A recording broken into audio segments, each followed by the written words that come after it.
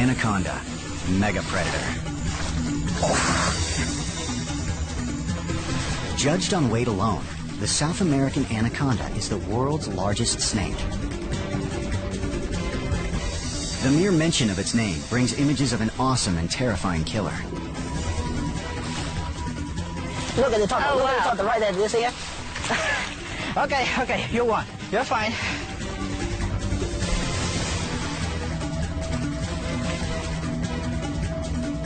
Time to do the evil look. I need some help. Oh yeah, you just got me in one arm. A mass of writhing muscle, it is truly an icon of the Amazon. Oh, really putting up a struggle now. With a strike as fast as a boxer's jab, anacondas are a challenge for those who try to unravel their mysteries. What's a piece of me? Ah! Brazil 2006. Loss of habitat has forced this 24-foot anaconda onto a local farm in search of an easy meal. These police officers don't yet realize that they could be on the menu.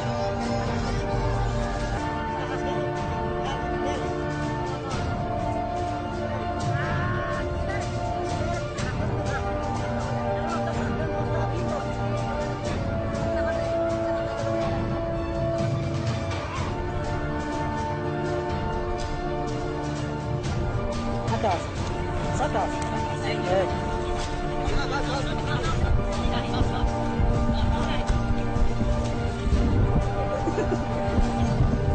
And loses his grip. It just latches into his hand. You can see it's right in his arm, just really biting hard. With the snake so strong, 3 men can't pry its mouth open. The policemen are frantically trying to pull the jaw. The solution's really counterintuitive. Finally, the officer is able to free his arm.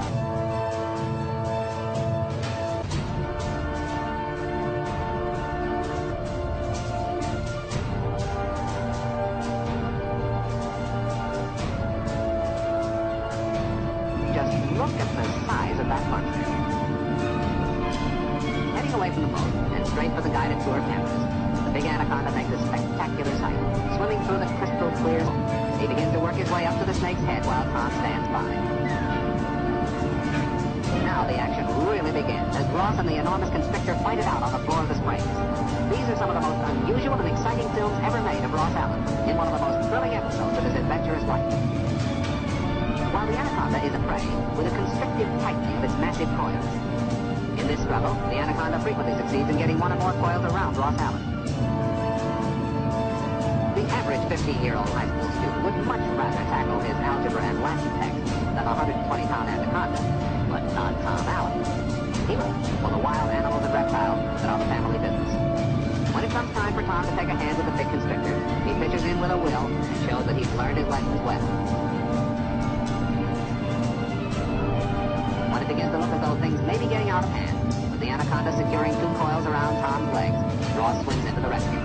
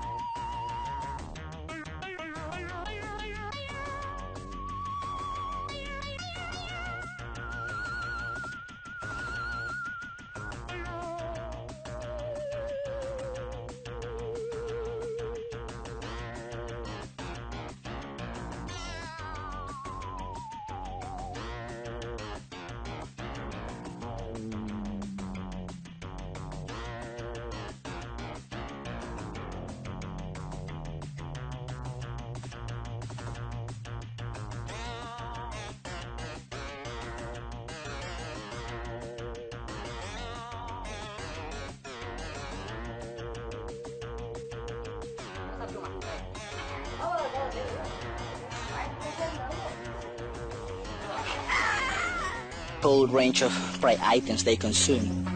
This is always a compromise that field biologists have to deal with. We need to learn as much as we can from the animals, but doing as little interference with the normal behavior. Anacondas normally kill their prey by squeezing it so tight that the heart cannot fill up with blood, the heart cannot beat. That stops circulation of the animal and kills it very quickly. The anaconda doesn't have any good way to kill a turtle. The only thing the anaconda can do is to drown it. But this is an aquatic turtle, so probably it will take hours for it to die by drowning.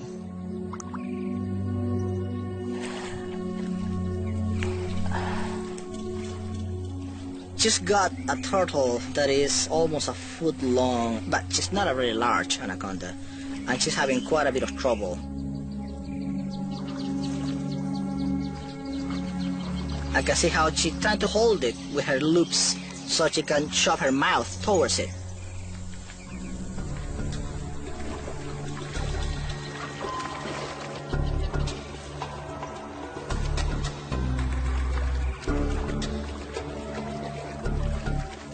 She's trying to maneuver it. She has to get it by the head, and she has to pin it with her loops at the same time that she spreads her jaws around the shell of the turtle.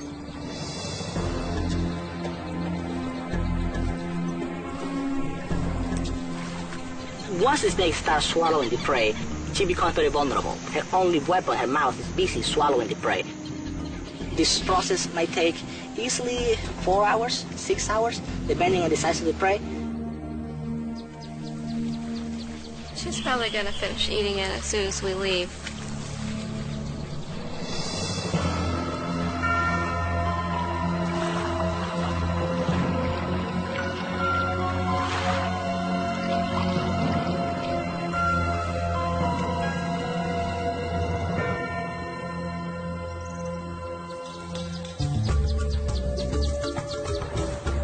The next morning, Sarah and Jesus go in search of the anaconda to see if she successfully swallowed the turtle.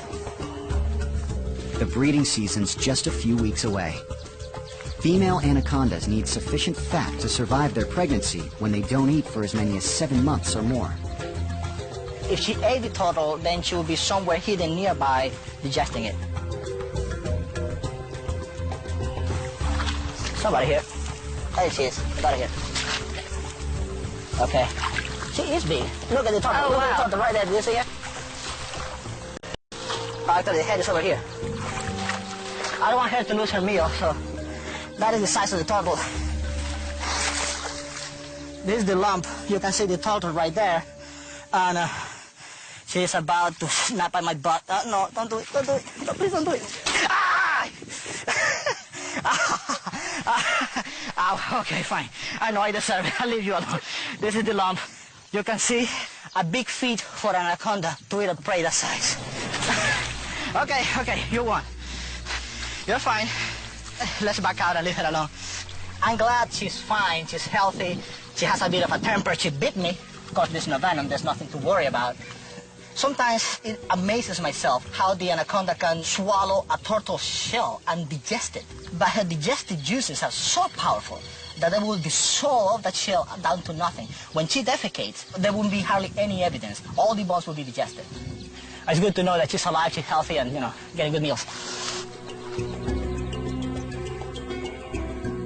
Anacondas feed on a wide variety of prey, from small birds to caiman, deer, and capybaras.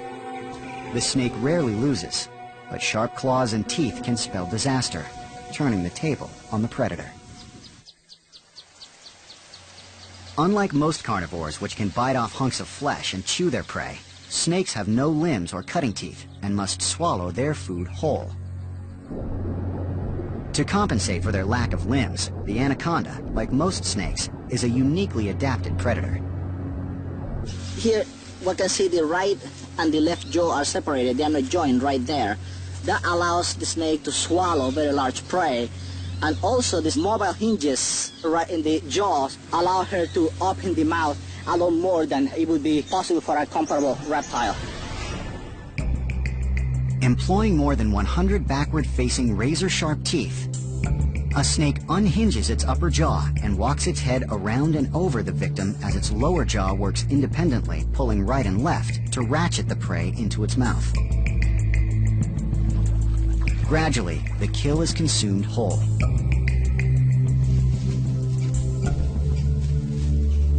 Despite their lack of offensive weaponry such as claws, snakes are impressive hunters, employing an arsenal of complex senses to survive what is essentially a hostile environment.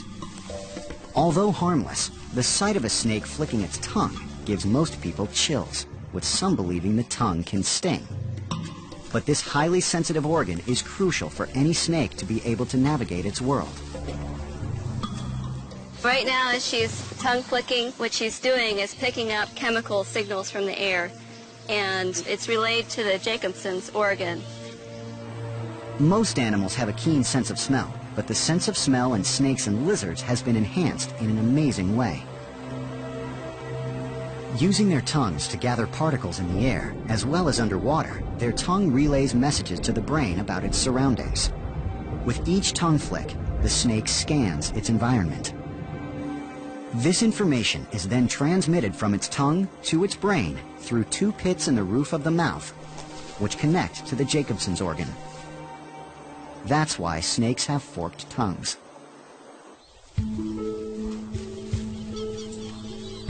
It's little wonder that snakes, especially anacondas, are surrounded by myths and legends. There's always